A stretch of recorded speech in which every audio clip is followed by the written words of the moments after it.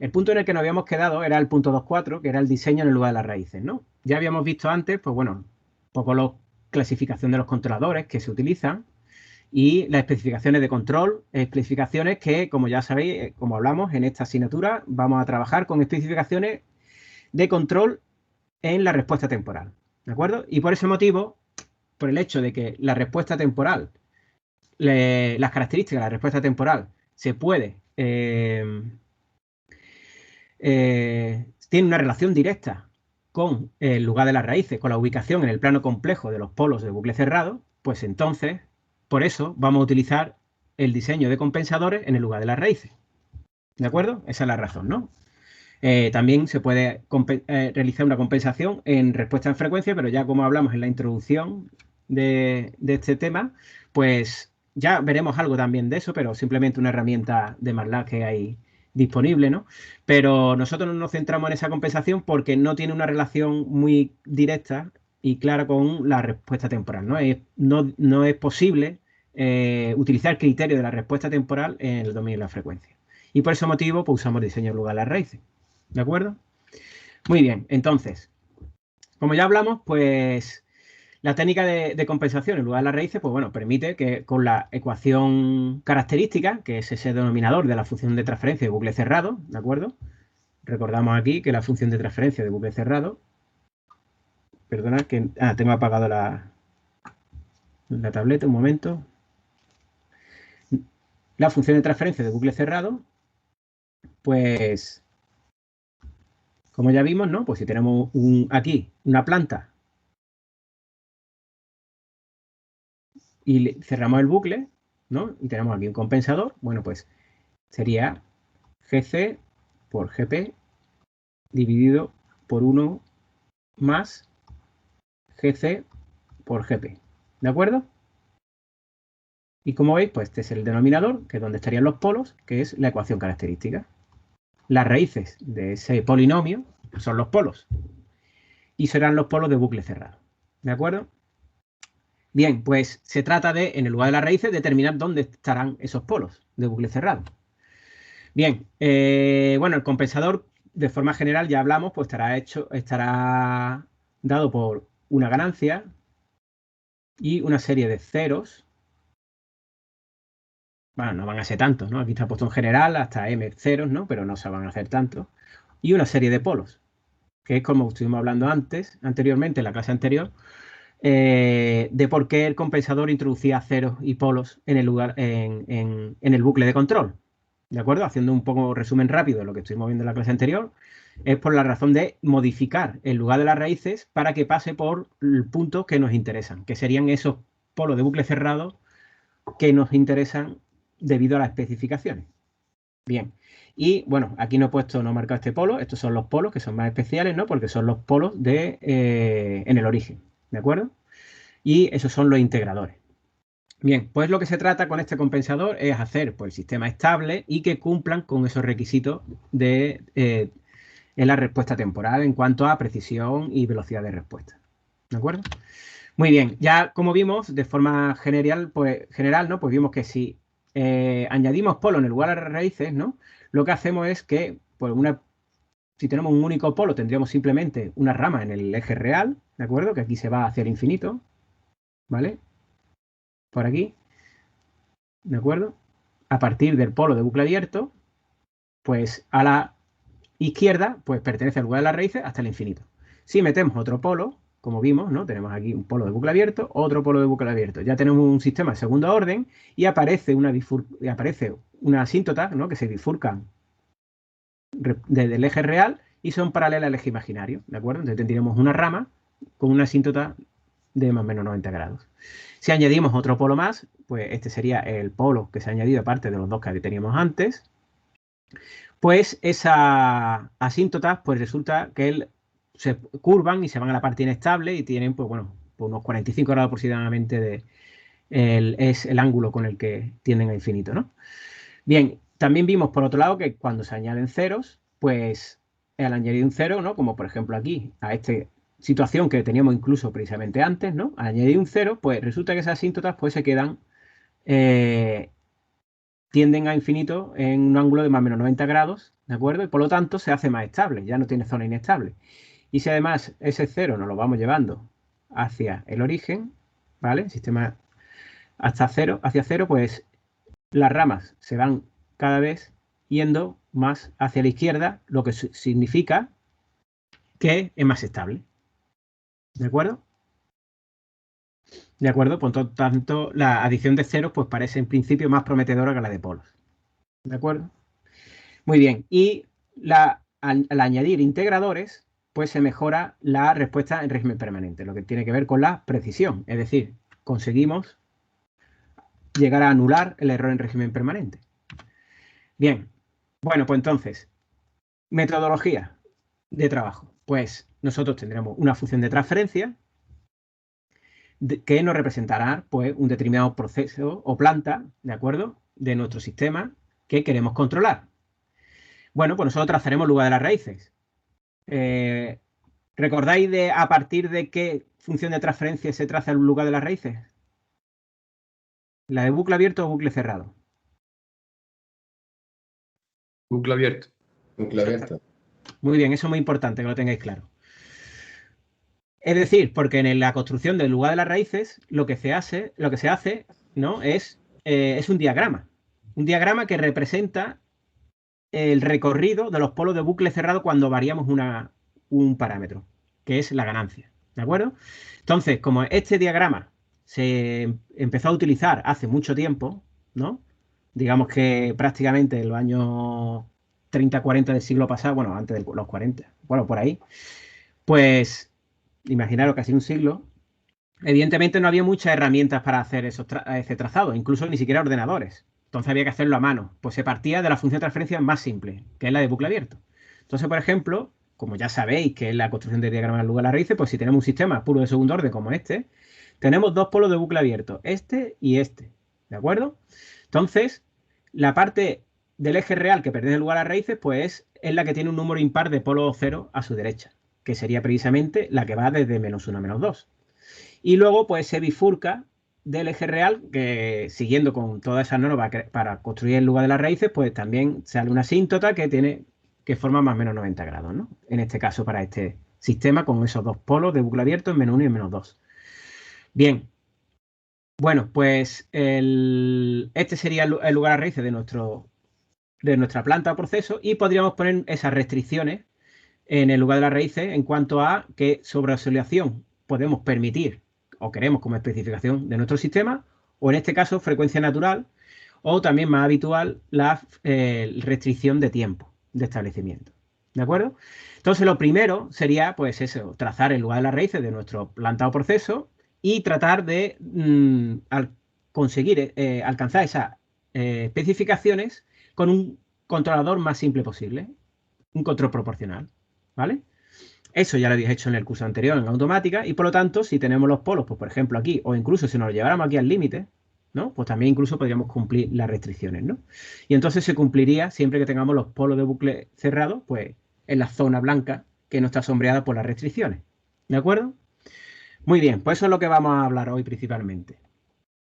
Bueno, si no se puede con un controlador proporcional, pues ya veremos más adelante que ya tendremos que incluir un compensador en el que incluiremos ceros y polos para incluir un controlador, que en este caso nosotros nos vamos a centrar en el controlador PID.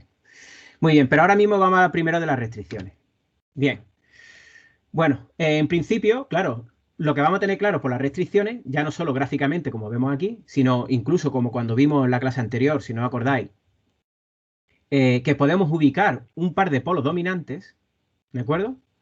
Pues esos polos dominantes lo podemos ubicar por las restricciones, como hicimos el cálculo en MATLAB, que está en la clase anterior, se lo podéis revisar, o incluso aquí gráficamente ese par de polos dominantes estaría pues justo en la intersección de básicamente la intersección de estas restricciones, ¿no? Pero cualquier polo que tuviera polos dominantes que estén dentro de la zona blanca nos valen, ¿de acuerdo? Pero por ubicar los polos dominantes en un punto concreto podría ser ahí, ¿no? Que lo podemos calcular analíticamente, como ya os he comentado que lo hicimos en la clase anterior. Bien, bueno, pues esos polos deben ser dominantes, ¿de acuerdo? Y como ya vimos, pues esos polos serán dominantes siempre que los demás polos, si estamos en un sistema no es de segundo orden, sino de orden superior, porque tiene más polos, como en este caso, aquí hay un tercer polo, pues este polo no tendrá importancia en determinadas situaciones. Es decir, cuando su efecto sobre la respuesta temporal sea insignificante. Y como ya sabéis, que ya me dijiste en la clase anterior, ¿no? Por lo menos eso me acuerdo, que lo pregunté y me dijiste que sí, que era 5 veces la parte real. Pues si está más lejos de 5 veces la parte real de los polos dominantes, pues este polo tendrá poca influencia en la respuesta. ¿De acuerdo? Temporal. Como vemos, pues este tiene aproximadamente menos 5, un poquito menos, pero los polos dominantes tienen algo por debajo de menos 1, ¿de acuerdo? Pues si este polo pues, puede cumplir eso, de que al estar más de 5 veces alejado de los polos dominantes, pues no va a tener ese polo efecto en la respuesta temporal, por lo tanto, podemos considerar que tenemos un sistema pues casi de segundo orden, ¿de acuerdo? La hipótesis de segundo orden se cumpliría. Otra Una situación. preguntilla, ¿cuál es exactamente la condición? Que el polo que no es dominante, su distancia al origen tiene que ser 5 veces la distancia de los dominantes. Exactamente, no solo el polo, porque pueden ser muchos, ¿vale? Aquí en tercer orden, el sistema tiene tres polos en bucle cerrado, pero si el orden del denominador es de orden 5 o de orden 6, pues tendrá 5 o 6 polos. Todos los que no sean dominantes deberían de ser, tener una influencia insignificante o que tuviera poco peso en la respuesta temporal, ¿vale? Entonces, fijaros que eso es complicado, ¿vale? Porque son, por un lado, como estabas preguntando ahora mismo, condición 5 veces la parte imaginaria, perdón, parte real, ¿vale? Por eso he puesto aquí sigma, aunque no se entienda bien, 5 veces sigma, ¿de acuerdo? Claro, en los polos de bucle cerrado me diréis, claro, es que el camino nosotros no sabemos hacia dónde van a ir, porque nosotros podemos mover los polos de bucle cerrado aquí en la rama y cuando yo, por ejemplo, los tengo aquí y los subo por aquí porque me conviene tenerlos en esta zona, resulta que este polo se me acerca y no se aleja. Pues puede ocurrir perfectamente, ¿no? Entonces, una condición es esa. Otra posible. Un polo cercano a un cero. De esa forma se cancelan. ¿De acuerdo? Esa es otra posibilidad. Una cancelación polo cero. Entonces, si no tenemos cero, pues difícil, ¿verdad? Pero sí podríamos tener cero si nuestro compensador incluye ceros. ¿De acuerdo? ¿Y cómo medimos que está cerca, que consideramos cerca? Que lo veamos en el diagrama. Claro, eso es complicado, ¿de acuerdo? Porque aquí puede parecer que está cerca, ¿vale? Pero esta situación, si la tenemos cerca del origen, aunque el polo de bucle cero esté justo donde esté el cero, su influencia va a ser cada vez más grande. Entonces, mientras más lejos esté y más cerca esté de los ceros, pues mejor. Y cuando no, cuando esté muy cerca del origen, los polos de bucle cero van a ser peligrosos, ¿de acuerdo? Y eso lo vamos a ver en los primeros diseños de compensadores que lo comentaremos, ¿de acuerdo? Es decir, quedaros con que estén cerca. Luego también, como en RLTool ya lo sabéis manejar, siempre sabéis que siempre podemos ver la respuesta temporal. Por lo tanto, saber si está cerca o no, no tenemos una forma de medirlo, pero sí podemos consultar ver inmediatamente la respuesta temporal, cosa que, por ejemplo, hace varias décadas eso no era posible, ¿de acuerdo? Cuando nosotros ahora estamos añadiendo un compensador que tiene otros parámetros aparte de la ganancia, como es la ubicación de un cero, ¿de acuerdo? O de más de uno, pues inmediatamente podemos ver la respuesta temporal. Eso antes había que calcularlo analíticamente y no sabíamos cómo iba a salir la respuesta. Pero ahora tenemos esa ventaja de tener unos equipos muy potentes y un software que en tiempo real estamos viendo esos cambios de parámetros. ¿De acuerdo? Por lo tanto, no os preocupéis, pues lo vamos a ir viendo conforme vamos trabajando en RLTool y lo podemos determinar directamente viendo la respuesta temporal. Pues hace varias décadas, pues eso no se podía saber y entonces, pues para cambiar un parámetro y hacer una simulación, pues se tardaba semanas en obtener resultados. Nosotros lo vamos a tener inmediato. Que lo tenemos mucho más fácil, ¿no? Muy bien. Bueno, pues entonces, cuestión. Por lo tanto, para diseñar un controlador, pues añadiremos polos y ceros, ¿de acuerdo? Para que se cumplan las especificaciones en la respuesta temporal, ¿no? Tanto en la parte transitoria como en la parte permanente, ¿no? De la respuesta. ¿De acuerdo? Por ejemplo, podríamos tener polos, como aquí dice, no dominantes, en que tenemos estos polos y tenemos esto que está en menos 8, pero esto está en menos 2, no son dominantes. Pero fijaros esta situación, que es la que hablamos antes del cero, cómo aquí el polo de bucle cerrado está muy cerca de ese cero y por lo tanto, en principio podríamos decir que ese polo de bucle cerrado que está en el eje real nos está complicando mucho la situación de poder tener una situación de hipótesis de segundo orden, ¿de acuerdo? Pero el hecho de tener un cero ahí muy cerca, pues nos lo podría estar cancelando. Mientras más cerca mejor y mientras más lejos del eje real, del origen, esté esa cancelación polo cero, mucho mejor. ¿De acuerdo? Pues fijaros cómo parecería en un principio que esta situación pues sería más ventajosa, como en realidad lo es esta por el hecho de este cero, que incluso lo podemos haber metido nosotros en el compensador. Pues esto es un punto importante a tener en cuenta cuando empecemos a la hora de diseñar compensadores. La cancelación de los efectos de los polos de orden superior que no deseamos. Es decir, los que no son los polos deseados, ¿de acuerdo? Dominantes. Nosotros tenemos que tratar de que nuestro par de polos dominantes pues lo sean realmente. ¿De acuerdo? Muy bien. Bueno, pues vamos a pararnos ahora a ver qué ocurre con las restricciones. Porque con las restricciones también es una guía muy importante, pero tenemos que ver claro que es que estas restricciones no siempre se van a cumplir al 100%, ¿de acuerdo? Razón, porque no siempre vamos a tener la posibilidad de trabajar con sistemas puros de segundo orden. Es decir, lo que hemos visto y por lo que siempre tratamos de trabajar con sistemas puros de segundo orden, ya lo hablamos en la clase anterior, es porque a través de un par de parámetros que podemos extraer de los propios polinomios del denominador de una función de transferencia, ¿no? Esos parámetros como la frecuencia natural no amortiguada y el coeficiente de amortiguamiento, podemos saber cómo va a ser la respuesta temporal. Que va a tener un pico, va a oscilar o no va a oscilar y que se va a establecer en un determinado valor en función de la parte real de esos polos de bucle cerrado. ¿De acuerdo? Entonces, los polos de orden superior, pues lo que nos van a influir es en obtener respuestas de orden superior que no vamos a poder predecir a partir de esos dos parámetros. Por lo tanto, nos va a complicar el hecho de la respuesta, va a tener una forma, y ya veremos en muchas situaciones, va a tener una forma muy compleja que no va a ser deseable porque no vamos a poder especificar bien la precisión y la velocidad que queremos en cuanto al sistema controlado. ¿De acuerdo? Bien, bueno, pues como ya sabéis en el lugar de raíces, aunque lo vamos a hacer también, lo vamos a hacer aquí también ahora mismo, ¿no? Pues por ejemplo, imaginaros que tenemos una planta, un proceso que tiene un sistema puro de segundo orden que tiene un polo -1 y otro -5. ¿De acuerdo? Bien, en RLTool, como ya sabéis, se le puede poner el grid, que sería todas estas líneas punteadas, que sería el lugar geométrico, por ejemplo, estas que parten del eje imaginario, perdón, del origen y tienen una determinada inclinación, que son la de coeficiente de amortiguamiento constante. ¿De acuerdo? Como ya hemos visto, un lugar de las raíces de un sistema puro de segundo orden, pues tiene pues, sus polos de bucle abierto, es decir, -1 y -5.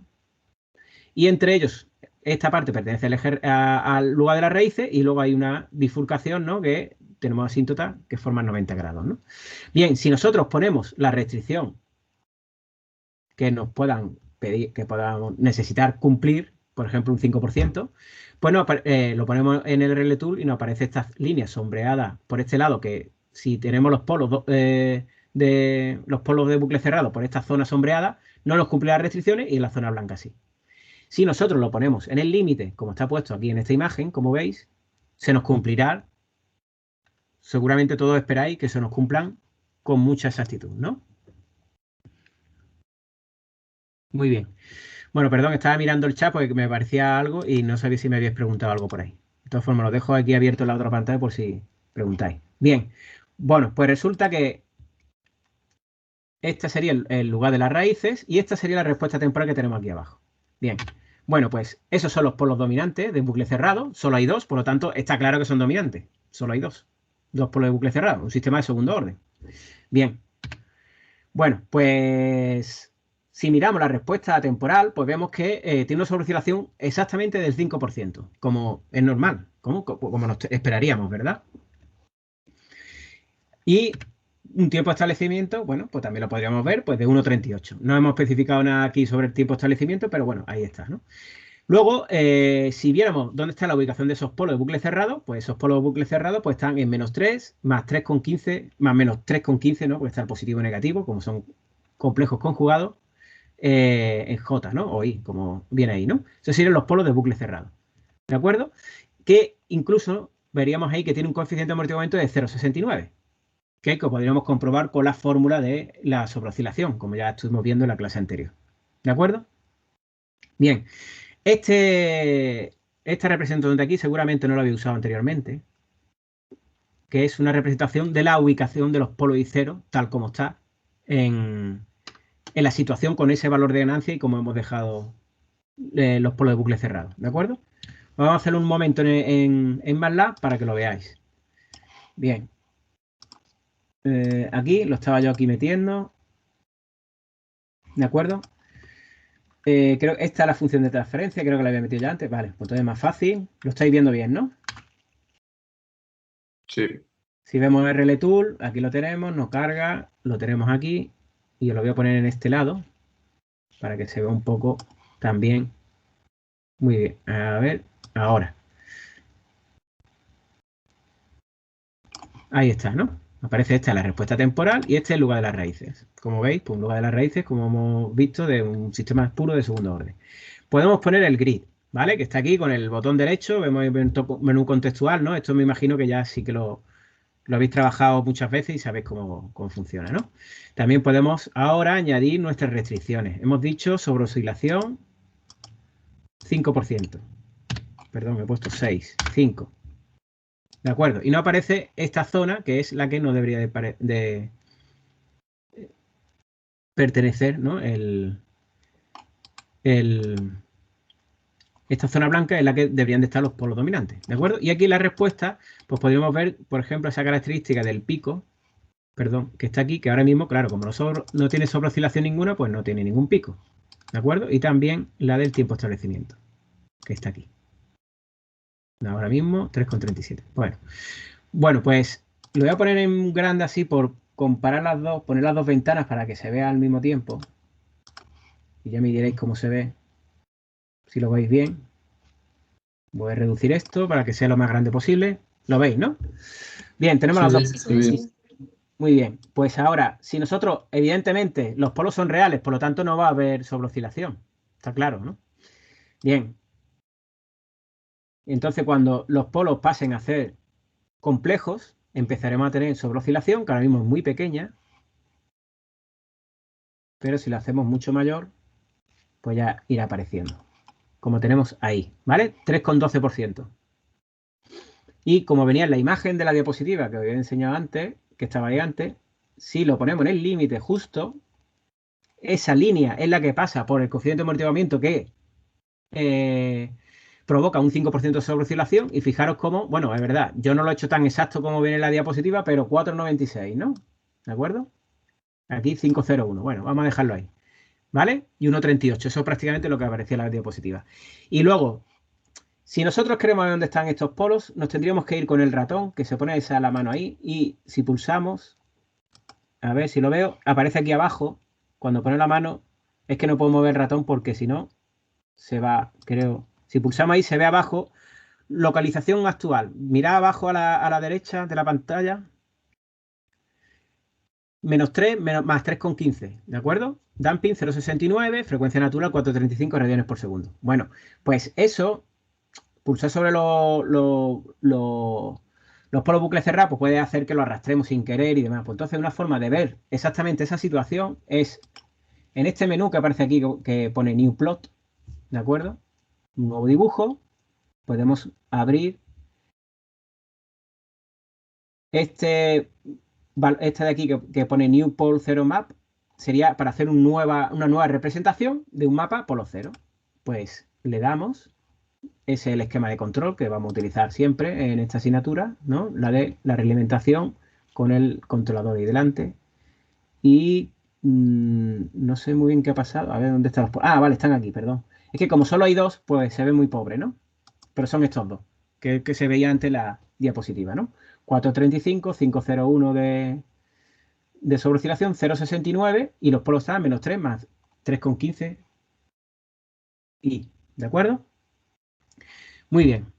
Bueno, pues ya habéis visto cómo se sacan esos diagramas que estábamos viendo antes. Vamos a volver.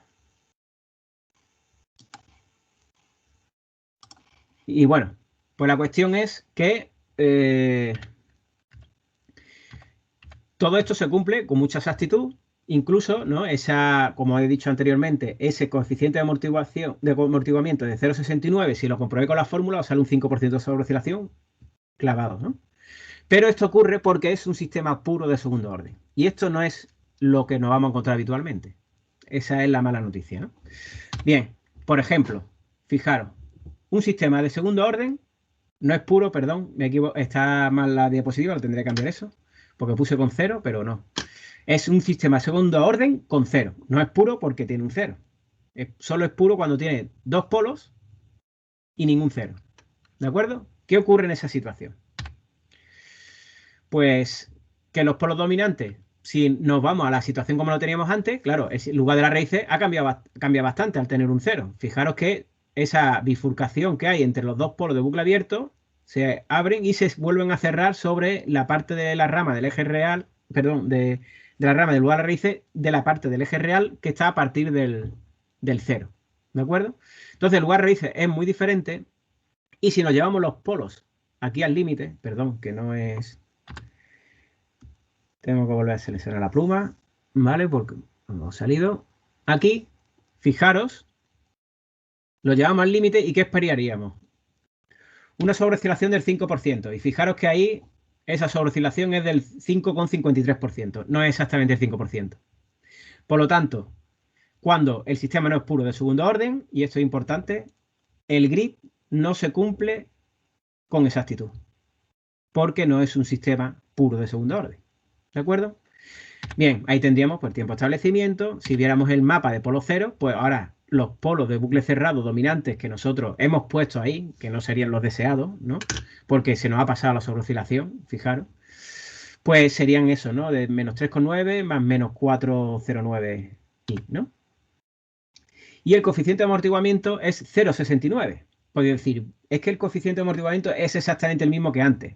Vale, pero es que ahora tenemos un 0 y se está viendo alterado esa sobreoscilación. ¿De acuerdo? Ese sería el teórico. Sí. Ricardo, ¿cómo se pone lo de abajo a la derecha? O sea, la ventana esa con los ceros y los polos, ¿eso cómo se ponía? Eso es lo que acabamos de ver hace un momento. Vuelvo atrás. Pero no lo he apuntado. O sea, era... Sí, fijaros, no he cerrado la ventana por lo mismo. Por si me lo preguntáis de nuevo. Cierro esta. Es esa, ¿vale? Fijaros, yo tengo aquí, he puesto las dos, el lugar de las raíces y la respuesta temporal, ¿vale? Es en esta opción que aparece aquí, que he pulsado ahora mismo, que es crear una nueva gráfica, ¿vale? Hay muchas. Respuesta al escalón, ya la tenemos ahí, ¿no? Bode, pues mira, de aquí se puede sacar de Bode. Una respuesta al impulso, diagramas de Nichols, ¿de acuerdo? Y hay una que es el mapa polo cero, esa es. Vale, bien. Gracias. Si le damos, nos dice, ¿qué esquema de control? Pues el que usamos normalmente, realimentación con el compensador delante de la planta. Le damos a plot y aquí lo tenemos. No se ve mucho, ¿vale? Pero es porque están aquí los polos, son solo esos dos polos, ¿vale? ¿Qué hay? Cuando haya más polos y más ceros, pues aparecerán más cosas. Y los polos dominantes, pues los tendremos ahí fijados y por mucho que pulsemos sobre ellos, ahí están y no se van a mover. Y podemos ver los detalles de todos los polos y todos los ceros que tengamos en bucle cerrado. ¿De acuerdo? Es como hacer una foto de la situación que tenemos en el lugar de las raíces con esa ganancia y bueno, cuando tengamos los compensados, pues también. ¿De acuerdo? Sí, muchas gracias. Muy bien. Vale, pues perfecto. Genial que lo tengáis claro y que si hace falta, volvemos a repetirlo, ¿de acuerdo? Esto y cualquier otra cosa. Muy bien. Bueno, pues entonces, importante aquí, no se cumple el grid, porque no estamos con un sistema de puro orden, de segundo orden puro. ¿De acuerdo? Bien. Por lo tanto, una cuestión que podríamos hacer, Vale, aquí me dice que el coeficiente de amortiguamiento es 0,69. Yo antes vi que con 0,69 la sobreoscilación era del 5%. Bien, pues esa coeficiente de amortiguamiento es de esos polos. Pero es que el 0 no lo hemos tenido en cuenta, ¿vale? Si sacáis ese diagrama ahora, el 0 también va a estar por ahí, aunque no aparezca aquí la imagen ahora mismo. ¿Qué ocurre? Pues que podríamos calcular si cuál sería el factor de amortiguamiento para un 5% para este sistema, para situación concreta, ¿de acuerdo? Para esos polos, el factor de amortiguamiento de 5,53, en realidad el factor de amortiguamiento 0,678, no 6,9. Es decir, nuestro sistema realmente ahora mismo está teniendo un factor de amortiguamiento de 0,678, no 0,69. 0,69 es el de los polos dominantes, pero hay más cosas en el sistema, en este caso un 0. ¿De acuerdo? Para que veáis que se modifica por el hecho de la presencia de ceros o incluso de polos de mayor orden. ¿De acuerdo?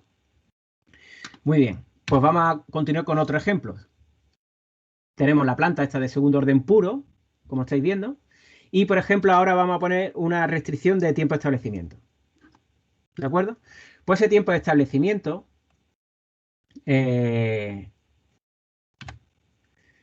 vamos a tener unos polos dominantes, ¿no? Y tenemos ahí la restricción que veis como en esa línea vertical. Según lo que estamos viendo ahí, podríamos pensar, ¿no?, que esa situación no se nos cumple la restricción de tiempo. Pero, sin embargo, si nos vamos a la respuesta temporal, estamos viendo que se nos cumple con 1,03, pues casi se nos cumple. ¿Por qué se nos cumple cuando esa restricción, que es la línea además, como aparece aquí, esa línea que nos sombrea?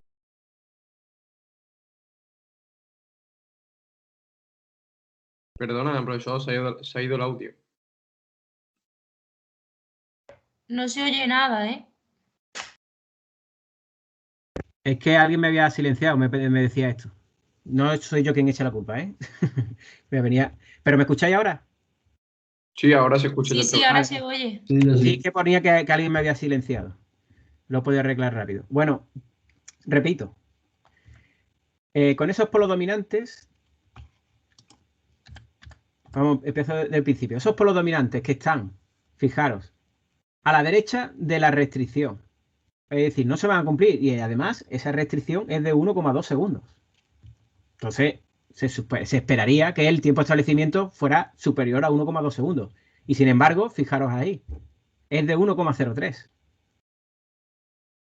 Y estamos con un sistema puro de segundo orden. ¿Qué está ocurriendo aquí? Ahí lo tenéis. Como ya vimos, cuando vimos las especificaciones de control, ¿vale? La fórmula de tiempo de establecimiento es una aproximación, no es exacta. ¿De acuerdo? Ya sea para el 2% o para el 5%, lo mismo da. Es una aproximación. Por lo tanto, cuando pongamos una restricción de tiempo de establecimiento, tenemos que tener claro que aunque nuestros polos dominantes estén a la parte de derecha e izquierda, pues seguramente pueda que se cumpla o no en contra de lo que pueda aparecer en un principio. ¿De acuerdo? Bien. Sí, ahora mismo estaréis pensando que son muchas complicaciones, ¿no? Pero son cuestiones que hay que tener claras a la hora de cuando estemos diseñando un compensador. Vamos a resumir. Por un lado, el lugar de las raíces tiene un grid que nos va a ayudar a saber qué sobre oscilación pues, van a tener nuestra respuesta temporal o incluso qué tiempo de establecimiento en función de dónde están los polos en ese plano complejo. ¿De acuerdo? Pero solo se va a cumplir para sistemas puros de segundo orden. ¿De acuerdo? Y otra cuestión importante. La restricción de tiempo de establecimiento, como es una aproximación siempre, incluso cuando el sistema es puro de segundo orden. Entonces, la afirmación que podríamos decir es, bueno, pues se cumplirán las restricciones que pongamos en la respuesta temporal, se cumplirán siempre que estemos en la zona blanca que no está sombreada de las restricciones que hayamos impuesto. Pues no, ¿de acuerdo? Si es sistema puro de segundo orden, podemos estar más seguros, pero aún así, si hay una de tiempo de establecimiento, es posible que no se cumpla. ¿De acuerdo? Bien, en esta me podéis decir, bueno, entonces, si yo me pongo ahora en RLTool y pongo unas restricciones, ¿para qué las uso? ¿Para qué las necesito si no se van a cumplir con exactitud? Sobre todo cuando el sistema no es de segundo orden. Bueno, son una guía, ¿vale? De hecho, también son una guía gráfica para incluso ubicar esos polos dominantes sin tener que calcularlos analíticamente a mano, ¿de acuerdo? O con MATLAB, ¿de acuerdo? De dónde están ubicados en función de las especificaciones temporales, ¿de acuerdo? Y son una guía. Y claro, siempre tenemos que estar pues seguros de que es posible que se nos cumplan en alguna situación que parezca que no debían de estar, donde no deberían de estar los polos de bucle cerrado. Bien, y como conclusiones, pues bueno, es decir, tenemos que sacar en claro que siempre que no se trate de sistemas puros de segundo orden, saber que el grid, ¿no?, y las restricciones que estamos poniendo en lugar de las raíces son orientativas, no son exactas, ¿vale? Y siempre, para asegurar que las restricciones se cumplen, hay que mirar la respuesta temporal. Esa es la ventaja que tenemos hoy en día, ¿no?, como hablaba anteriormente, de que cuando cambiamos pues, ciertos parámetros como la ganancia o incluso la ubicación de los ceros, de los polos y ceros del compensador, inmediatamente podemos ver la respuesta temporal. Y por lo tanto, como tenemos esa ventaja, siempre podemos ir a verla inmediatamente para saber si, por ejemplo, nuestra respuesta temporal, pues, por un lado, cumple la hipótesis de segundo orden, ¿no? A pesar de que nos hayamos preocupado de que los polos del resto de polos de mayor orden estén lejos en el eje real o se cancele con cero, y que estén en la zona sombreada de las restricciones. Bien, por lo tanto, cuando vayamos a diseñar un compensador, es verdad que tenemos, por un lado, el hecho de que se cumple la hipótesis de segundo orden, pues tenemos, pues sabemos cuándo se van a cumplir una hipótesis de segundo orden, ¿no? Cuando haya una cancelación polo cero y cuando estén o sean lejanos, ¿no?, de los polos dominantes, pero estaremos más seguros cuando veamos la respuesta, ¿vale? Y cuando pongamos las restricciones, ¿dónde deberían de estar ubicados esos polos dominantes, ¿no? Pues con esas premisas deberíamos de tenerlas en cuenta y conocerlas a la hora de diseñar un compensador, ¿de acuerdo? Pues luego más adelante, cuando estemos diseñando, pues mucha gente, muchas veces nos preguntáis que, bueno, pero es que eso, bueno, estás probando, palabra que no me gusta mucho, estamos en una escuela de ingeniería, por lo tanto, no es cuestión de probar. Es decir, es algo como lo que, no sé cuál es la traducción en español, pero en inglés se dice educational guess, ¿no? Es decir, yo tengo mis criterios y conocimiento para saber dónde puedo poner, pues, por ejemplo, en este caso, los polos dominantes y dónde tengo que mover el cero y polo del sistema, perdón, del compensador, para eliminar un polo de orden superior o para hacer que esté más lejano, etcétera. Es decir, tenemos que ubicar toda esa en función de la situación que nos encontramos, que no podemos poner unas reglas fijas porque dependen de la dinámica del sistema, y la dinámica del sistema pues es muy variada, porque podemos tener, pues queremos poder controlar sistemas de climatización, sistemas de, de nivel de líquido, circuito electrónico, cualquier mecanismo, ¿no?, que tengan pues que sea puramente mecánico o electromecánico. O sea, puede haber muchas en el mundo físico, muchos procesos o plantas diferentes que tendrán unas ecuaciones que gobiernen su comportamiento, y por lo tanto la dinámica después, cuando lo vamos en lugar de las raíces, pues va a ser muy distinta. Y por eso no podemos poner unas reglas claras, pero sí tener claro todas estas cuestiones que hemos estado hablando ahora. ¿De acuerdo? Muy bien. Pues entonces vamos a continuar y vamos a hablar un poco del PID analógico. Bien. Bueno, pues el controlador PID es uno de los que más se utilizan hoy en día. Es decir, la industria, el más utilizado durante décadas, en las últimas décadas, pues bueno, pues durante varias décadas, pues es un controlador que ha dado mucha flexibilidad, mucha versatilidad a la hora de ajustar pues los parámetros del controlador para conseguir pues la respuesta del sistema de control sobre una determinada planta, poder influir en la respuesta de formas muy diversas para conseguir los objetivos de control, ¿de acuerdo?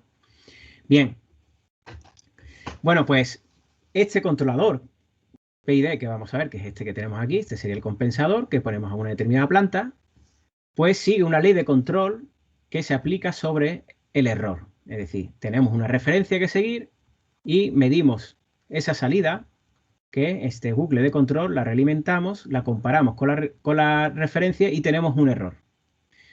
Como ya hablamos, la misión del compensador o controlador es, en función de ese error, cómo hay que actuar para que la planta se comporte de la forma que nosotros deseamos. ¿De acuerdo? Bien, pues ese cálculo que realiza el compensador en base al error proporcionando una determinada actuación hacia la planta, ¿no?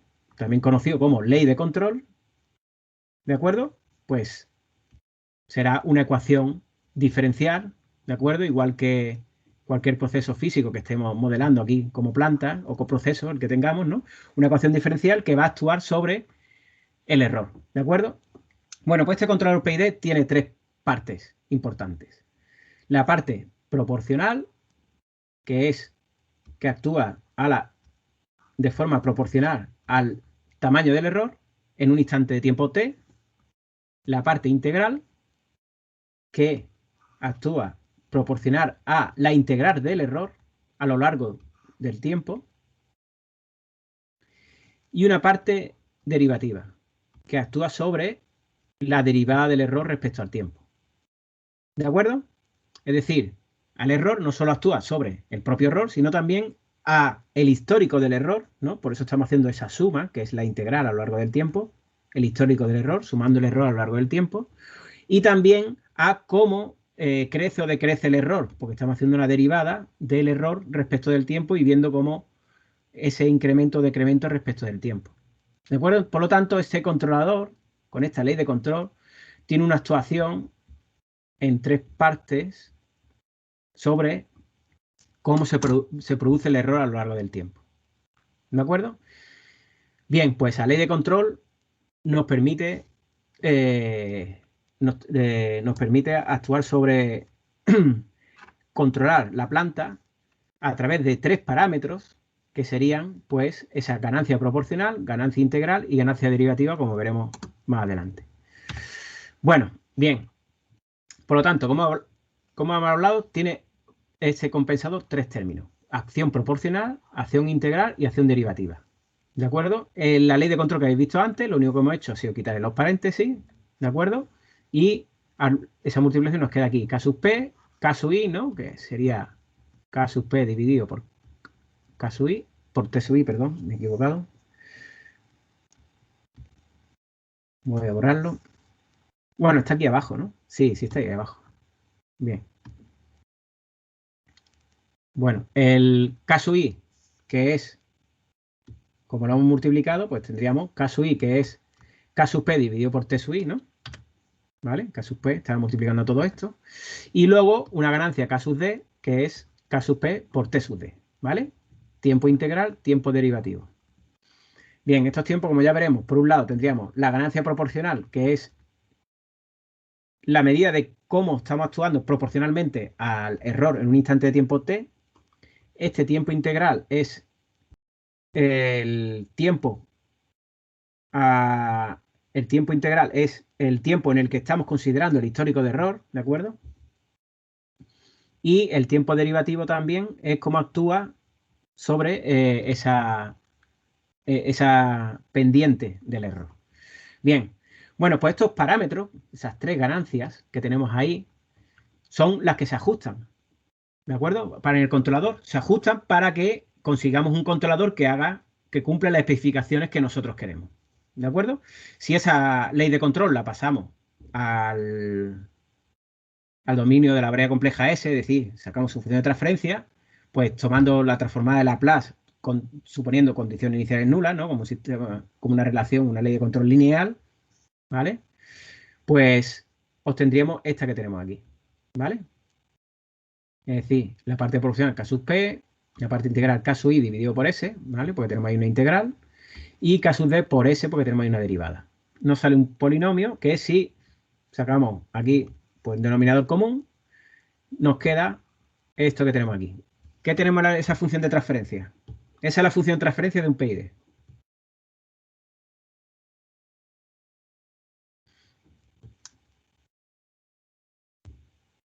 ¿Alguien que vea ahí cuál es la estructura de esa función de transferencia? ¿Qué es lo que tiene? En plan, un integrador, por ejemplo, ¿te refieres? Exactamente, un integrador, muy bien. Un integrador, un polo en el origen. ¿Y qué más? ¿Qué tiene aquí arriba? Y después los ceros, ¿no? 2 ceros. ¿Vale? Porque es de segundo orden ese polinomio. ¿De Exacto. acuerdo? Sí, sí. Muy bien, pues muy bien, sí, eso es. 2 ceros y un polo. Bueno, pues la ubicación, bueno, está claro, ese polo va a estar siempre en el origen y está claro ya qué es lo que va a significar, ¿no? Un polo en origen, ya lo vimos antes, aumenta el tipo del sistema y por lo tanto nos reduce el error en régimen permanente. Pues eso es debido a qué? A la ganancia integral, a la parte integral, ¿vale? Ahí está. Ya estamos viendo esas partes del controlador que nos proporciona. Y los ceros, pues nos van a proporcionar estabilidad, como ya vimos, y tendremos que ver dónde se tienen que ubicar, ¿vale? Bueno, pues tendremos una ganancia variable, 2 ceros y un integrador, ¿de acuerdo? Bien, bueno, vamos a ver por parte qué es lo que hacen. Un poco para quedarnos la idea de qué es lo que hacen cada uno de ellos. Bueno, pues la relación entre la entrada y la salida de ese compensador, ¿no? Es decir, la entrada es el error y la salida es la ley de control, pues en la parte proporcional simplemente sería una ganancia multiplicado por el error. ¿Vale? Y K sub P, la ganancia proporcional, ¿no? Es simplemente un amplificador en el que le podíamos ajustar ese valor de la ganancia, ¿no? Bien, pues sería, si esta fuera la gráfica del error, como veis aquí, si nosotros le ponemos una determinada ganancia, lo que va a hacer es amplificar ese error, ¿no? O si le ponemos una ganancia menor de 1, pues será atenuarlo, ¿no? Pero sería el resultado, es decir, la actuación debido a esa ganancia proporcional, a esa parte proporcional del compensador, lo que va a hacer es actuar de forma proporcional al error de entrada. ¿De acuerdo? Muy bien. Vamos a entrar en las partes que son más interesantes, ¿no? Porque eso es la ganancia proporcional que ya habéis visto anteriormente en automática, ¿vale? Bueno, las partes interesantes. La acción de control integral. Bien. Bueno, pues la parte de acción integral, es decir, ¿no? Pues la acción integral pues será proporcional al error, ¿no? Y nos da la derivada de esa ley de control, ¿no? O bien sería la integral del error en un determinado intervalo de tiempo. Bien, en función de transferencia, como ya sabemos, con el diagrama bloque, pues tendríamos esa K sub I partido por S. Bien, bueno, pues eso lo que significa es que esa parte del controlador lo que nos está haciendo es actuar de forma proporcional sobre el histórico de error. Si nosotros hacemos la integral de una función que tenemos, ¿no? Pues lo que tenemos es la superficie que encierra esa función, ¿no? ¿De acuerdo?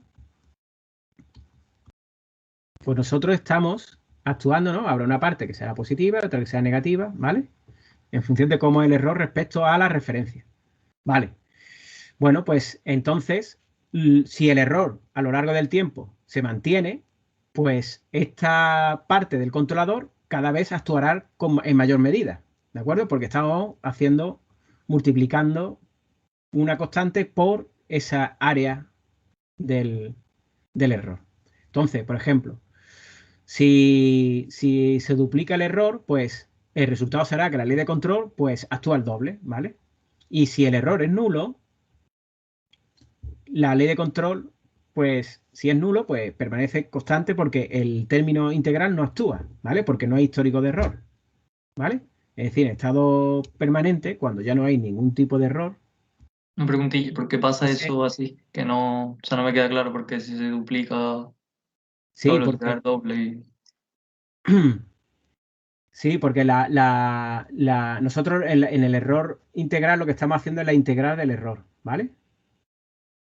Entonces, a lo mejor no está bien expresado esa frase, de que se duplica, ¿no? Porque se duplica a lo mejor, parece más claro es si aquí va a leer esto, que es la mitad, y aquí va a leer doble, pues al multiplicarlo, ¿no? Pues valdrá mucho más en el control proporcional. Pero en el integral, quedaros que lo importante es el error, el área del error respecto a la referencia, ¿vale? Es decir, cuando hacemos la integral de una función, lo que estamos obteniendo como resultado es el área que encierra esa curva, ¿no? Entonces, lo que estamos haciendo con esa integral es sumando el error a lo largo del tiempo. ¿De acuerdo? Más o menos, sí. Si el error se duplica, como pone ahí, ¿no? Es decir, si no tenemos aquí, esta es la señal de error, ¿no? Y si tenemos este error y luego con el tiempo pues se aumenta, ¿no? Pues en este instante de tiempo, t sub 1, tendríamos este área, ¿no? Si ahora en un tiempo t sub 2 pues ha incrementado el error, pues está incrementándose en todo este tamaño. Entonces, la integral del error a lo largo del tiempo, si lo hacemos desde 0 hasta t sub 2, ¿de acuerdo? Tenemos la suma de toda esta área, ¿vale? Estamos sumando todo el error a lo largo del tiempo. Vale, y puedo poner otra vez la fórmula en la que aparece eso. ¿De la parte integral te refieres? ¿Esta? Sí. Vale, pues esta es lo que estamos haciendo, es la integral de ese error a lo largo del tiempo. Es decir, la parte integral del controlador lo que está haciendo es sumando el error a lo largo del tiempo y multiplicando por una constante. ¿De acuerdo? Vale. Entonces, ese término solo queda nulo, ¿vale? Solo sería nulo si el error es 0. ¿Vale? Es decir, imaginaros que tenemos una ventana de tiempo sobre la que estamos integrando. Si luego llega un momento, ¿no?, en que a partir de este tiempo de aquí el error es 0 o prácticamente 0, pues ese término integral valdría 0. Porque no hay ya área bajo la curva porque está exactamente en la referencia. ¿De acuerdo? Es decir, esta parte de la ley de control lo que nos está es compensando el histórico de error. Cuando no hay histórico de error, pues ya no actúa. Y ya permanece estable. ¿De acuerdo? Pero y la integral que hemos dicho entre 0 y un tiempo, ¿no? Sí, un determinado, bueno, entre 0 y un tiempo, bueno, aquí pone entre 0 y t, pero en realidad, bueno, pues eso, en función también de la ganancia, pues podríamos establecer el tiempo respecto al que se está haciendo, una ventana de tiempo, que no siempre desde tiempo igual 0. Vale, pero si vale, o sea, pero si fuese desde 0 nunca llega al Por estacionario, ejemplo, ¿no? de 0 a t1 o de t1 a t2, ¿vale?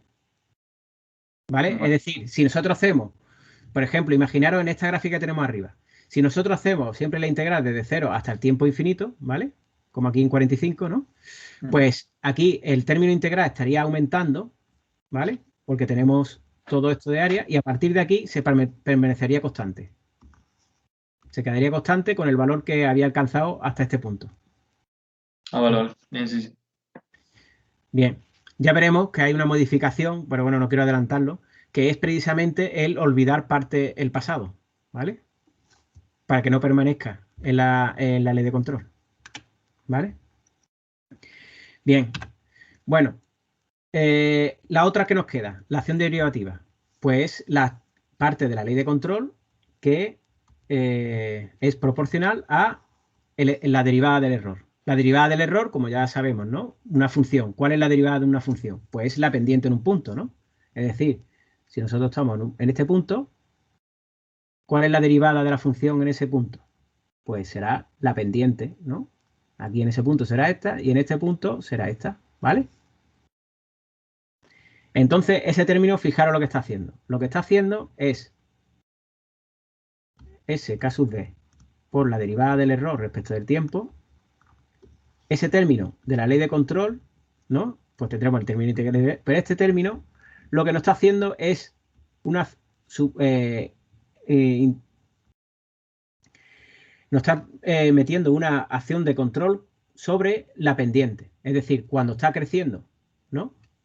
Pues nos pondrá una ley de control pues, que actuará más y cuando está decreciendo, pues será más pequeña, será decreciente. ¿De acuerdo? Entonces, esta parte de la control derivativo lo que trata es de anticiparse al error. Es decir, está actuando en función de cómo es de pronunciada la pendiente en un instante de tiempo determinado. ¿De acuerdo? Si esta es positiva, negativa o si es muy grande, muy elevada o muy O, por ejemplo, si estuviera en un pico, pues sería 0, ¿vale? Entonces, ese término lo que está incluyéndonos, pues, es una acción sobre el ritmo de crecimiento o decrecimiento del error, ¿vale? Para tratar de reducirlo, para tratar de eliminarlo. ¿De acuerdo? Se está anticipando a lo que pueda ocurrir en el futuro. Es decir, si está creciendo, está metiendo un término que está creciendo, y si está decreciendo, pues un término decreciente. ¿Sí?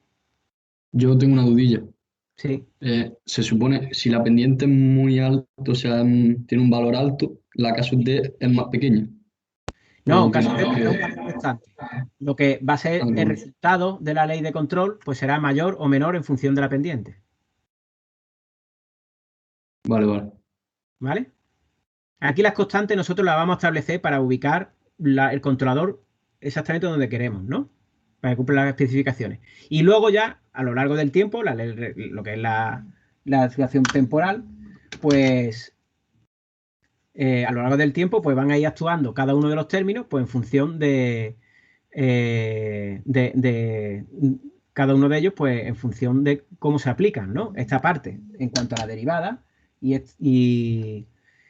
y la anterior que hemos visto sobre la integral. Entonces, a lo largo del tiempo, en función de si el error va creciendo o decreciendo, pues van actuando de forma diferente. Una, respecto, como la que hemos visto antes, respecto a el histórico del error que se ha estado produciendo, y este, pues anticipándose a los crecimientos y decrecimientos de la señal del error.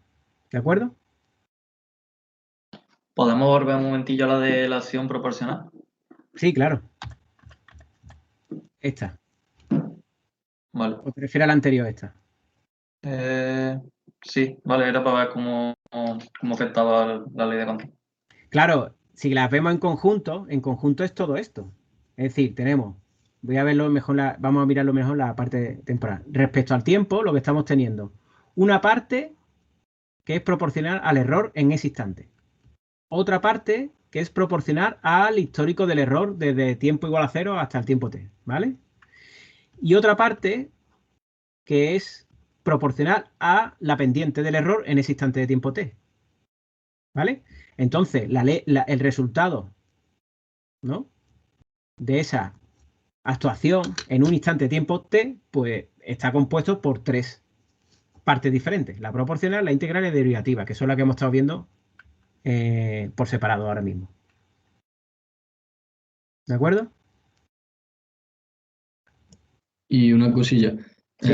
Entonces nuestra salida U, cuanto mayor es el error, más mayor es la salida U, ¿no? Más grande es. Sí. Y eso, ¿por qué lo queremos así? O sea, porque, claro, lo que el fin queremos de es... esto. Sí, porque la idea es reducir el error, ¿vale? Entonces, estos términos se irán acercando a 0 cuando ese error, pues, se acerca a 0. Es decir, cuando el error sea nulo, esto será 0. Cuando el error sea nulo, pues esto se quedará estable en función del histórico de error que ha tenido en los instantes anteriores. Y cuando el error sea nulo y no tenga pendiente, pues esto también será 0.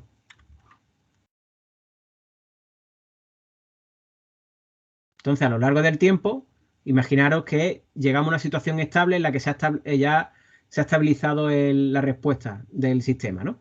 Bueno, pues entonces, respecto al error, cuando calculemos el error, respecto a la referencia y la salida del sistema sea exactamente la referencia, pues la ley de control permanece estable en un valor que será el correspondiente a el histórico de errores que ha tenido desde los primeros instantes de tiempo. Y así, pues, permite que, o bien se reduce a 0. Así permite que la planta o el proceso, pues, en ese momento, cuando ya ha conseguido reducir el error, pues tiene una respuesta estable. Una pregunta. Sí. El caso D debería ser negativo, ¿no? Para que cuanta mayor pendiente hay, se establezca más hacia 0, ¿no? Bueno, es que el valor de las constantes no lo vamos a ver ahora mismo, ¿vale? Eso, quiero decir, eso habrá que calcularlo. Vale. ¿De acuerdo? Bien. Bueno, pues viendo ya por parte cada una de las características, bueno, por la parte, pues eso, lo que nos quedaba es la acción derivativa. Como está tratando de reducir ese, vamos, está actuando respecto a ese incremento o decremento del error, a la pendiente, ¿no? Pues lo que hace es aportar estabilidad, es decir, que oscile menos ese error, ¿no? Y por lo tanto la respuesta, ¿no?, del sistema. Bien, por otro lado, la acción derivativa nunca se va a usar sola, ¿vale? Porque solo la acción derivativa por sí misma solo actúa cuando la pendiente es distinta de cero. Cuando es cero no hace nada. Entonces es posible que se nos tuviéramos que mantener una acción de control cuando la respuesta es cero para que se permanezca estable en el valor de la referencia, que es como seguramente desearemos que ocurra, ¿no? Por eso mismo no se suele utilizar sola la parte derivativa. Entonces, la ventaja de esta parte derivativa es que como actúa sobre el ritmo de variación del error, pues hace una corrección, ¿no?, antes de que ese error, pues, si está incrementando, porque que incremente mucho, o si está decrementando, que se decremente mucho, ¿vale? Y tratando de que se estabilice y tenga una pendiente nula. ¿De acuerdo? Bien, se puede decir como finalmente que está amortiguando la respuesta del sistema. Bien, bueno, pues si utilizamos conjuntamente estos términos que hemos visto por separado, ¿no?, pues veríamos un poco más el efecto que podría tener, ¿no? Entonces tendríamos por un lado, por ejemplo, control proporcional integral, ¿vale? Tenemos la parte proporcional y la parte integral, ¿vale? La función de transferencia sería esta que tenemos aquí. Es decir, tenemos un polo en un integrador, un polo en cero y un cero, ¿vale? Porque si sacamos aquí denominador común, tendríamos Kp S más 1, ¿de acuerdo? Es decir, aquí tenemos un 0 y el integrador. Es decir, un PI es un 0 y un polo en el origen, ¿de acuerdo? Bien, entonces, tendríamos dos parámetros que ajustar. Tendríamos que ajustar la ganancia proporcional y el tiempo integral en este compensador. Fijaros que ya tenemos dos parámetros, ¿vale? Esos dos parámetros nos van a permitir ubicar este 0 y establecer la ganancia total del compensador, ¿de acuerdo? Por lo tanto, normalmente, bueno, el tiempo integral, pues eso, que ajusta pues la parte integral del compensador, y luego K sub P afecta a las dos, ¿vale? Porque están aquí, que normalmente se ponen multiplicando fuera, ¿vale? ¿Vale? Entonces yo aquí, pues claro, aquí en esto sí que no lo había puesto. Bueno, aquí lo he puesto, no lo he puesto bien porque K sub P multiplicando los dos, ¿vale? Entonces aquí tendríamos que tener, sería K sub I, ¿no? No sería PS1. En este caso, tal como está puesto, tendríamos que multiplicar por TI por S, ¿no? Y aquí tendríamos K sub P por T sub I. Y aquí tendríamos K sub P, ¿vale? Pero bueno, que en todo caso es un 0. Bien. Bueno. Una preguntilla. El TI, que no me he enterado. ¿El tiempo integral qué significa? El tiempo integral es este tiempo integral de la parte integral. La constante de la parte integral del compensador. ¿Vale? Pero ese valor, ¿de dónde sale? Pues de la ley de control que pusimos en un principio, que tendría 3 partes. Ahora mismo solo estamos usando 2. ¿Vale? Es decir, la ganancia proporcional, que multiplica todo, 1 partido tiempo integral, que es una constante de tiempo, ¿vale? Para esta integral de aquí, y luego esta T sub D, que es otra constante de tiempo para la parte derivativa. Entonces ahora mismo estamos viendo proporcional integral, ¿vale? Yo aquí es que me he equivocado en esto, cuando lo estaba poniendo antes no me he fijado bien en la ganancia como estaban puestas, y si lo borramos de nuevo para que se vea bien.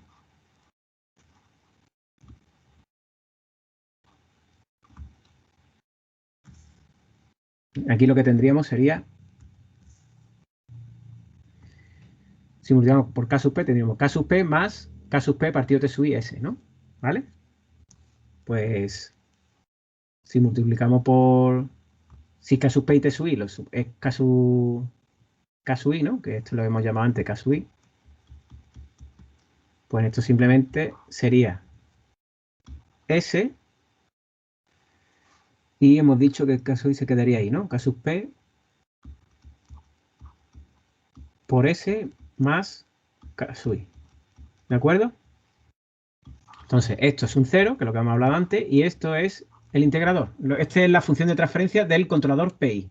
Solo tiene parte integral y proporcional. ¿De acuerdo? Bien. Vale. Bueno, entonces el diagrama de bloque es este, ¿no? Es decir, esta es la función de transferencia. La señal, si tenemos, por ejemplo, una señal de error que es un escalón unitario, como este, pues si nosotros calculáramos la acción de control respecto a ese escalón unitario, ¿vale? Pues la parte proporcional solo nos daría pues una recta, ¿no? Así paralela, con valor K sub P, pero la acción integral nos estaría poniendo, si esto es una recta, ¿no? Con valor 1, y este sería el error. Ojo que estoy diciendo que esto no es la entrada, ¿no? La referencia, es el error, ¿vale? Si el error fuera siempre constante, la parte proporcional nos daría simplemente esa parte de la ley de control sería solo un valor constante a lo largo del tiempo, de valor K sub P, ¿vale? Y la parte integral, la parte integral del controlador sería una pendiente, o sea, una recta con una pendiente, ¿no? ¿De acuerdo? Dada por K sub P partido T sub i, ¿vale? Es decir, si fuera solo proporcional, la ley de control sería simplemente una acción constante para un error constante y una recta para un error que es constante, ¿vale? Si el error cambiara a lo largo del tiempo, pues ya la salida del controlador, o sea, la ley de control sería diferente, ¿no? Bien, entonces, en un compensador, si usamos un compensador PI, si nosotros tenemos una salida como esta que tenemos aquí, ¿de acuerdo? Fijaros que esta es la referencia y aquí tenemos un error importante, ¿vale?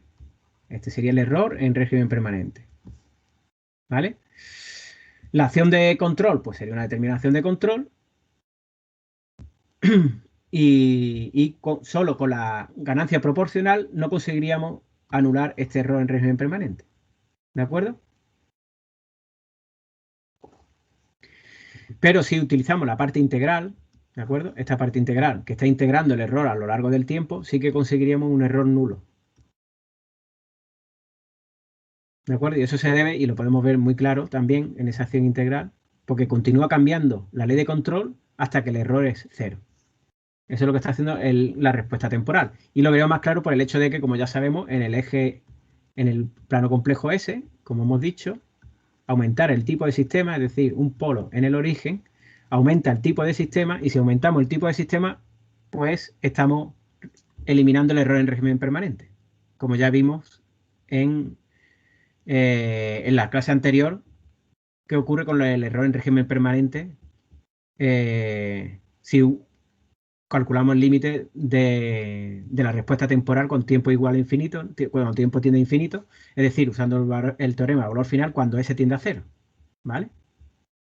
Es decir, para un sistema de tipo 1, si tenemos una entrada a escalón, el error es nulo, ¿vale? Entonces, si tenemos un sistema tipo 0, para incluir la parte integral en el controlador, estamos anulando el error en régimen permanente, ¿vale? Eso es una cuestión importante para saber qué tipo de control necesitamos en cada momento.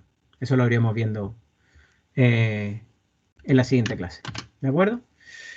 Bien, el compensador PI, como hemos dicho, pues simplemente es esta función de aquí. Tenemos un 0 y tenemos un polo. Es decir, cuando nosotros lo que añadimos en el lugar de las raíces, lo que añadimos es ese polo en el origen y ese 0 de ahí, ¿vale?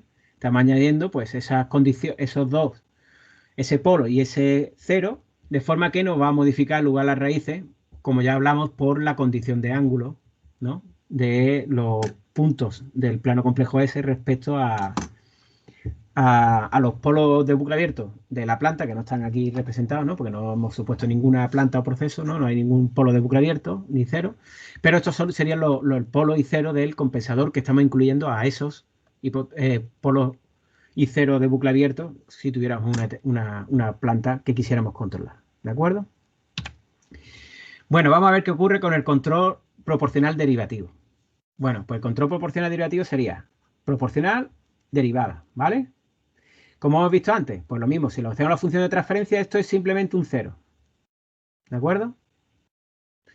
Y tendremos dos parámetros también, es decir, ganancia proporcional y el tiempo derivativo. Dos variables, dos parámetros que tendríamos que ajustar para determinar cuál es el compensador que vamos a utilizar.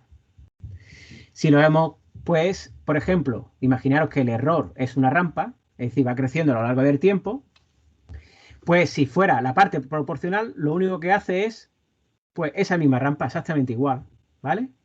Con el solo proporcional. Ahora, con la acción de el control, la parte derivativa, lo que nos está haciendo es, pues como actúa sobre la derivada de este error, pues tiene una pendiente, ¿de acuerdo? Y pues nos aumentaría esa pendiente, ¿de acuerdo? A lo largo del tiempo. Es decir, nos está actuando de forma constante, porque en este caso el error es una rampa unitaria y tiene la misma pendiente siempre.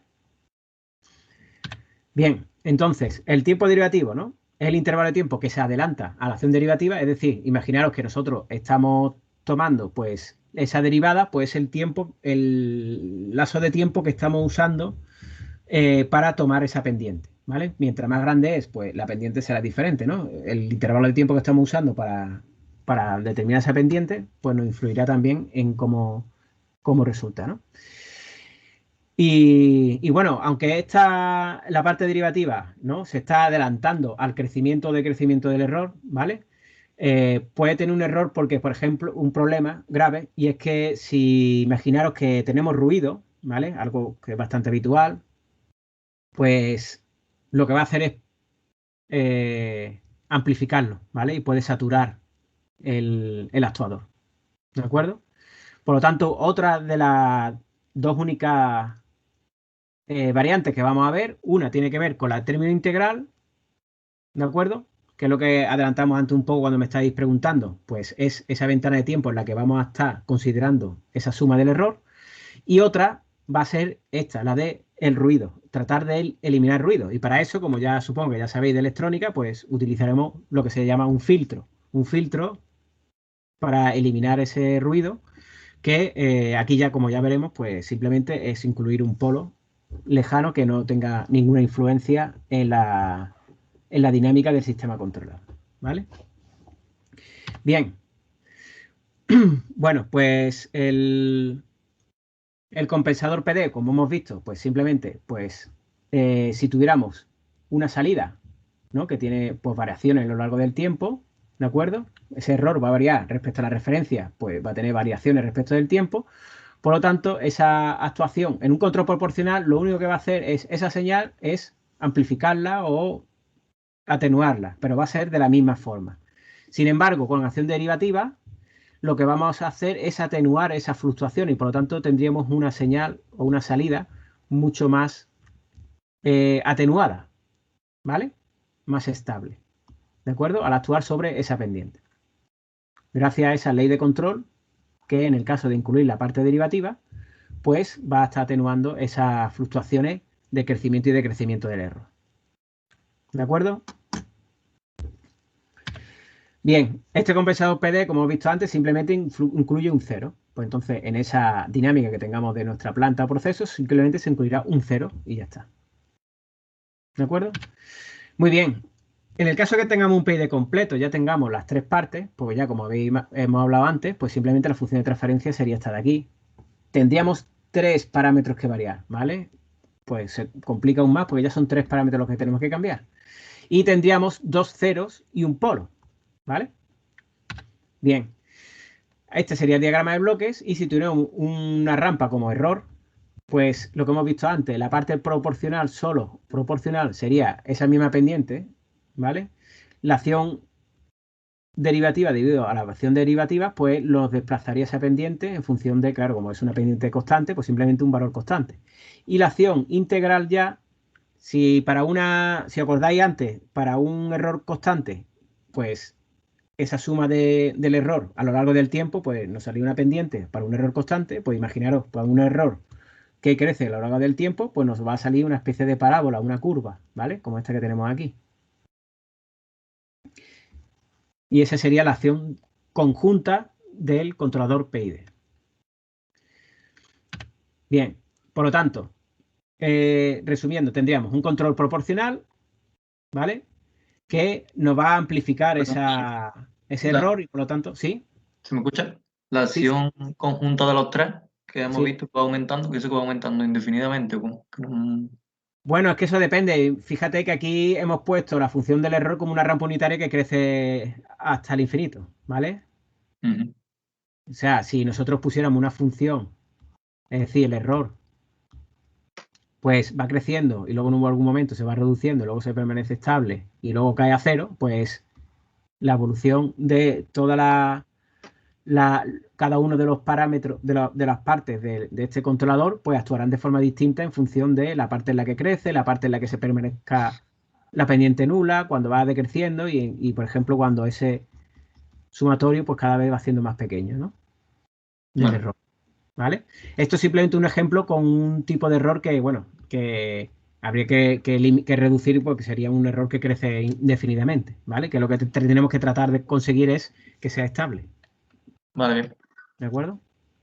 Esto es simplemente un ejemplo de cómo actuarían en una situación en la que hay una rampa. El error sería un incremento constante, ¿vale? Bien, entonces, resumiendo, tendríamos un controlador proporcional que cuando le metemos una constante, que lo que hace es una constante respecto al error instantáneo en ese momento, pues lo que va a hacer es amplificar o reducir esa acción de control, ¿vale? Entonces, si nosotros vemos la respuesta del sistema, ¿de acuerdo? Pues si la respuesta sin control proporcional, ¿no? Pues es así, pues cuando le pongamos el control proporcional, le aumentamos la ganancia, como ya habéis visto en el control proporcional, ¿no? Pues esa respuesta será exactamente igual, pero le estamos amplificando, ¿vale? O lo podemos reducir, ¿no? En ese caso, siempre el error siempre va a permanecer en estado estacionario, siempre va a ser distinto de cero, ¿vale? Y eso depende de cómo ajustemos la ganancia, pero siempre va a tener un valor finito, ¿vale?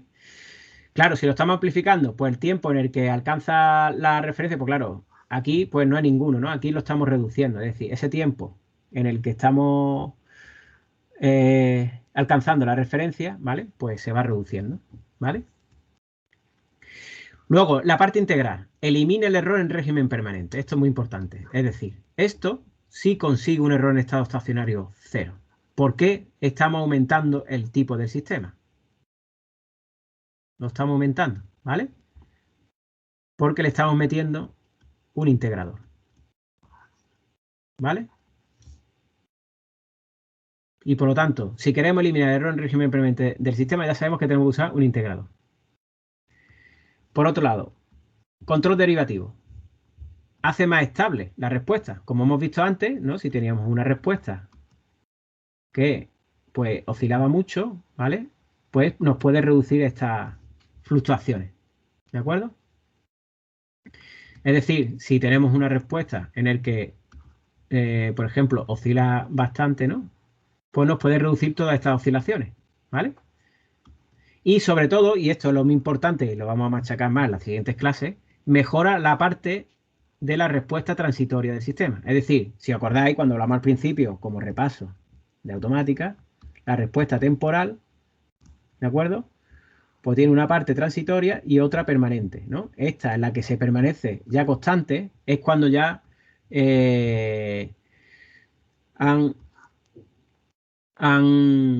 a lo largo del tiempo se ha permanecido ya estable la respuesta del sistema. Y tiene una parte transitoria, que es esta de aquí. Esta es la parte transitoria de la respuesta temporal y esta es la parte permanente. ¿De acuerdo? Por lo tanto, ojo, ya lo que hemos visto aquí, es que lo tenemos aquí delante. Es decir, mejora la respuesta transitoria. Cuando tengamos que mejorar la parte transitoria de la respuesta, hace falta control derivativo. Cuando tengamos que mejorar la parte de respuesta permanente, control integral. ¿De acuerdo? Para hacer el error en régimen permanente nulo, por ejemplo, ¿no? Aumentando el tipo. Así que ya sabéis qué utilidad tiene cada una de las partes del controlador. ¿De acuerdo? Bien. Bueno, pues vamos a ver ya por último, para terminar hoy, que viendo si nosotros variáramos cada uno de los parámetros pues a mano, pues veríamos que, por ejemplo, si aumentamos la ganancia proporcional, disminuimos el tiempo de subida, aumentamos sobreimpulso porque estamos amplificando la respuesta. Entonces, si tuviéramos un pico, lo hacemos más grande. El tiempo de establecimiento no tiene mucho efecto y el error en régimen permanente lo podemos disminuir hasta que nos pasemos, ¿vale? Si ponemos mucha ganancia, pues al final podemos pasar por encima. La ganancia integral, si la ampliamos, pues el tiempo de subida también disminuye, el sobreimpulso aumenta, ¿vale? Oscila más, el tiempo de establecimiento también aumenta y esto, lo importante, elimina, que es lo que estábamos hablando antes, elimina el error en régimen permanente. Ganancia derivativa, si la aumentamos o la variamos, no, teníamos con el tiempo de subida, no tiene mucho efecto. El sobreimpulso lo disminuye, ¿por qué? Ya lo hemos hablado antes. La parte derivativa está atenuando los incrementos y decrementos del error, es decir, las oscilaciones, ¿no? Tiempo de establecimiento lo disminuye. Error en régimen permanente, poco efecto. Aquí donde está lo importante. Aquí. Por lo tanto, es lo que hemos hablado antes, insistiendo de nuevo. Parte derivativa, cuando tengamos que actuar sobre la parte transitoria de la respuesta temporal. Parte integral del controlador, pues la usaremos cuando no haga falta mejorar la respuesta en régimen permanente. ¿De acuerdo? Son las dos cuestiones clave a sacar de esta parte de aquí. Es decir, tengo un PID, yo uso las partes del PID que me resulten importantes. Para eso, pues simplemente tengo que determinar cuál me hace falta. ¿De acuerdo? Que ya veremos más adelante. Entonces aquí, en un ejemplo, pues, esto es un ejemplo de sobre una planta como esta que está aquí, cómo los parámetros del PID varían, ¿no? Y eso lo haré en alguna práctica, ¿no? Es decir, si le ponemos las constantes proporcional de más pequeña a mayor, como estáis viendo, de 1 hasta 5, pues fijaros cómo estamos amplificando toda la respuesta, ¿no? Pero nunca eliminamos el error en régimen permanente. Tiempo integral. Pues tener un tiempo integral infinito, ¿no? Que 1 partido t sub 10 0, ¿no?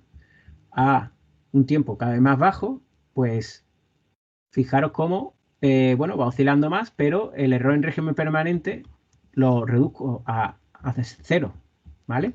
La parte derivativa aumenta aquí, pues según la ganancia, si la voy reduciendo, ¿vale? Que ese tramo de tiempo en el que hacemos esa pendiente, calculamos esa pendiente sobre el error, la variación temporal del error, pues fijaros cómo esas fluctuaciones las voy atenuando y va quedando como más limpia, ¿vale?